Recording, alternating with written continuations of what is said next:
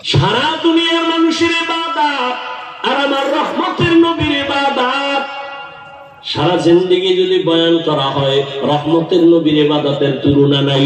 আম্মা জান আয়েশা রাদিয়াল্লাহু আনহার কাছে সাহাবায়ে কেরাম জিজ্ঞাসা করলেন, আম্মা জান নবীজির আশ্চর্য কিছু ঘটনা বলেন। কোনটা কোনটা আশ্চর্য? আম্মা জান কয়, নবীজির আশ্চর্য না এমন কি আছে? সবই তো আশ্চর্য। রহমতের নবী যেখানে কদম দেয় ওই জায়গা মেশকের ঘেরানে ভরে যায়।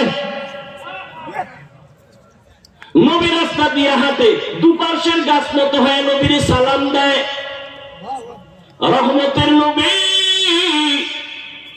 আশ্চর্য কি ঘটনা শোনাবো? তো শোনো, একটা ঘটনা শোনো। একদিন নবী এশার নামাজ পড়ে আমার ঘরে আসলেন। ঘরে আইসা হাসি দিয়ে কয়, ও হুমায়রা। কারে কয়? আয়েশা রাদিয়াল্লাহু আনহাকে বলে।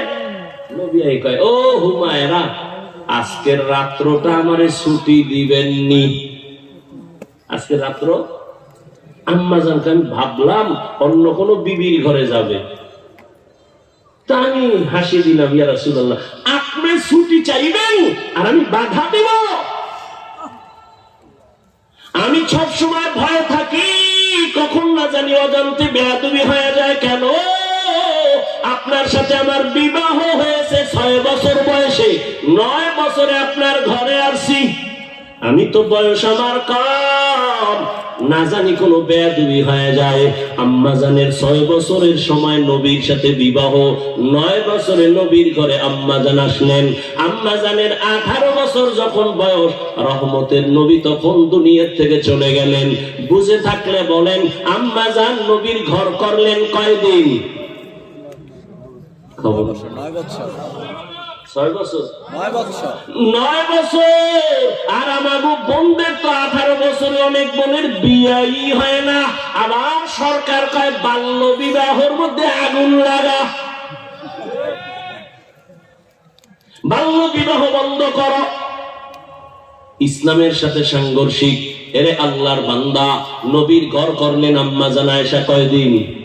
9 বছর। এই মাত্র 18 বছরের এক নারী 9 বছর রহমতের নবীর ঘর করে কে পেলেন?